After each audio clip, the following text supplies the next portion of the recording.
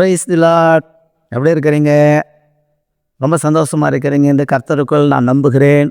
மனம் தளராதீங்க, சோர்ந்து போகாதீங்க.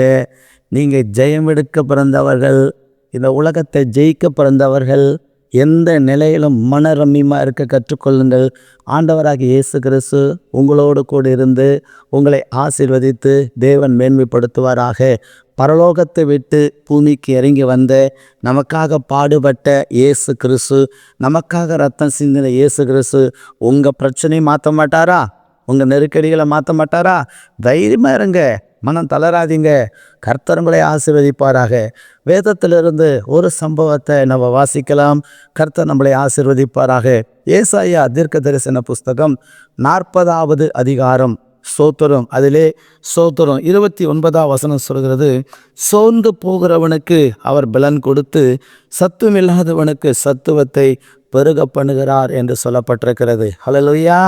சோர்ந்து போகிறவனுக்கு இன்னைக்கு நம்முடைய வாழ்க்கையில் எத்தனையோ விதத்தில் சோர்வு வருகிறது. தேர்வில் தோல்வி அடைந்து விட்டால் வாலிபர்கள் சோர்ந்து விடுகிறார்கள். வாழ்க்கையில் தோல்வி அடைந்து விட்டால் குடும்பஸ்தர்கள் தோல்வி அடைந்து சோர்வடைந்து விடுகிறார்கள். பிஸ்னஸில் ஒரு தோல்வி வந்து விட்டால் அப்படியே மனம் உடைஞ்சி போய் விடுகிறார்கள். பிரியமானவர்களே, எந்த நிலையிலும் நீங்கள் சோர்ந்து போகாமல் இருப்பதற்கு, எந்த நிலையிலும் மன ரம்மியமாக இருப்பதற்கு ஒரு 2 விஷயங்களை நான் உங்களுக்கு கற்றுக் கொடுக்குறேன். ஆண்டவர் உங்களை ஆசீர்வதித்து உங்கள் வாழ்க்கையில் வருகிற சோர்வுகளை ஜெயிக்க தேவன் உங்களுக்கு பலனை அளிப்பாராக. ஆமே. ஹல்லேலூயா. ஸ்தோத்திரம். சோர்ந்து போகிறவனுக்கு கர்த்தர் பலனை கொடுக்கக்கூடிய தேவனாக இருக்கிறாராம்.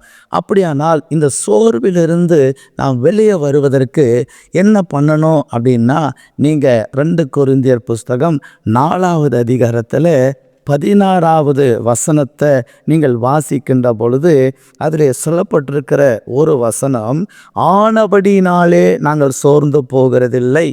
எங்கள் புறம்பான மனுஷனானது அழிந்தும் உள்ளான மனுஷனானது நாளுக்கு நாள் புதிதாக்கப்படுகிறது. ஹல்லேலூயா. கர்த்தருக்கு ஸ்தோத்திரம். பிரியமானவர்களே, இந்த புறம்பான மனுஷன் ஒரு பேட் நியூஸை கேட்ட உடனே மனம் தளர்ந்து விடுகிறார்கள், சோர்ந்து விடுகிறார்கள். ஆனால் ஆண்டவர் சொல்கிறாரு, இந்த புறம்பான மனுஷன் தளர்ந்து போனாலும் சோர்ந்து போனாலும் நமக்கு ஒரு உள்ளான மனுஷன் இருக்கிறான்.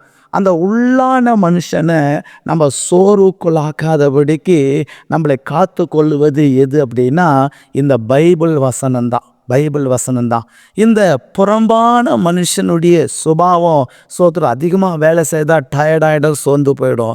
அந்த உள்ளான மனுஷன் எவ்வளோ போராட்டம், பிரச்சனை, பாடு, நெருக்கம் தாவீது போல வந்தாலும் பைபிள் சொல்லுது, தாவீது கர்த்தருக்குள் தன்னை திடப்படுத்தி கொண்டார் என்று சொல்லப்பட்டிருக்கிறது. அப்படியானால் நம்முடைய இந்த உள்ளான மனுஷன், அந்த உள்ளான மனுஷனும் தேவனும் ஒன்று இணைந்திருக்கும்போது, இணைந்த ஒரு வாழ்க்கை வாழும்போது, அப்போ உள்ளான மனுஷன் பலனடைய வேண்டும் என்று சொன்னால் என்ன செய்யணும்? காலைதோறும் விழுந்து நல்லா கர்த்தரை தேடணும், நல்லா பாடி ஆராதனை செய்யணும், நல்ல தேவனுடைய நாமத்தை உயர்த்தணும், கர்த்தரை புகழ்ந்து பாடணும். பாட பாட பாட பாட தேவனை உயர்த்த இந்த உள்ளான மனுஷன் காண்டா மிருகத்தை போல் என்ன அடைகிறான்? பலனடைந்து விடுகிறான். அப்படி பலனடையும் பொழுது எப்படிப்பட்ட கோலியாத்து வந்தாலும் வீழ்த்துவதற்கு வல்லமை உள்ளவனாய் அவன் மாறுகிறான். கர்த்தர் மாற்றுகிறார். அல்லேலூயா. எப்படிப்பட்ட செங்கடல் வந்தாலும் சரி, பிளந்து தள்ளி விட்டு போகக்கூடிய பலனை இந்த ஆத்துமாவிலே கர்த்தர் கொடுக்கிறார். அதனால் பிரியமானவர்களே, முதலாவது இந்த உள்ளான மனுஷனுக்குள்ளே நீங்கள் நல்லா பலனடைங்க. இந்த உள்ளான மனுஷன் பலனடைவதற்கு இந்த பைபிள் வசனம் உங்களுக்கு ரொம்ப உதவியாக இருக்கும். இதை நீங்கள் கடைபிடித்தாலே போதும், உள்ளான மனுஷன் நல்லா பலனடைவான். சோர்வுங்கிற ஆவியை உங்களை தொடாது, உங்களை தேவன் காத்து கொள்வாராக.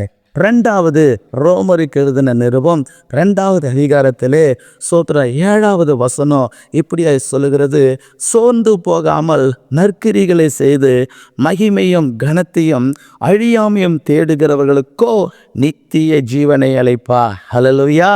அப்படியானால் 2வது உங்கள் வாழ்க்கையில் நீங்கள் நற்கிரிகளை செய்ய பழகி கொள்ள வேண்டும்.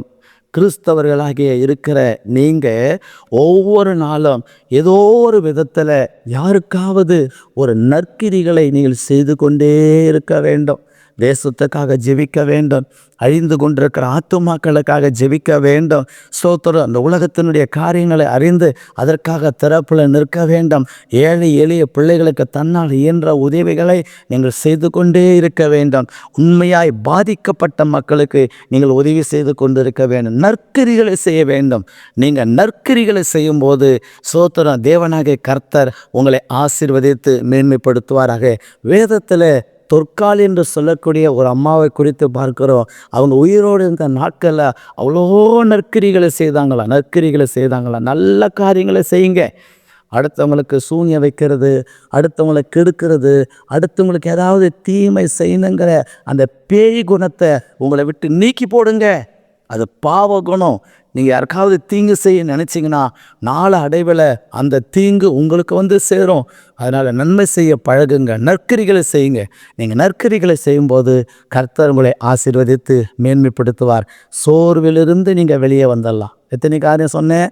2 காரியம் சொன்னேன். முதல் காரியம் நான் சொன்னேன், உள்ளான மனுஷனுக்குள்ளே நீங்கள் பலன் அடையணும். அந்த வேதத்தை வாசிக்கணும், நல்லா வொர்ஷிப் பண்ணணும், தேவனை மகிமைப்படுத்தணும். அப்போ உள்ளான மனுஷன் நல்லா பலன் அடைவான். 2வது, கூடுமான அளவுக்கு நற்கிரிகளை செய்யுங்க. யாருக்கும் துர்க்கிரிகளை செய்யாதீங்க. தீங்கு செய்வதற்கு காலை ஓடவே கூடாது. நற்கிரிகளை செய்யுங்க.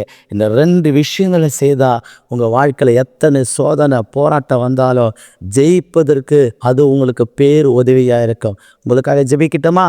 ஆமே, ஜெபிக்கலாம். நல்ல தகப்பனே ஏசப்பா, நான் அதையோடு கூட சோதரிக்கிறேன். அநேகருடைய வாழ்வில் சோர்வையா, அந்த சோர்வு நிறைய பேரை மரணத்துக்கு கொண்டு போயிடுதப்பா. அந்த சோர்வு ஆண்டவரை எங்கள் வாழ்க்கையை முடித்து விட ஆண்டவரை சத்துரு செய்து விடுகிறான். ஆண்டவரே, இந்த சோர்விலிருந்து நீங்குவதற்கு ஆண்டவரே உள்ளான மனுஷனுக்குள்ள பலனடையவும் நற்கிரிகளை செய்யவும் நல்ல ஞானத்தையும் புத்தியும் இதை கேட்கிற ஜனங்களுக்கு தரும்படிக்காக ஸ்தோத்திரிக்கிறேன். ஆசீர்வதியும் பெரிய காரியம் இயேசுவின் நாமத்தில் கேட்கிறோம் பிதாவே. ஆமேன், ஆமேன், ஆமேன். God bless you. இந்த செய்தி ரொம்ப உங்களுக்கு பிரயோஜனமாக இருக்கும். கேட்டு பயனடைங்க. கர்த்தர் உங்களோடு இருப்பாராக. ஆமேன்.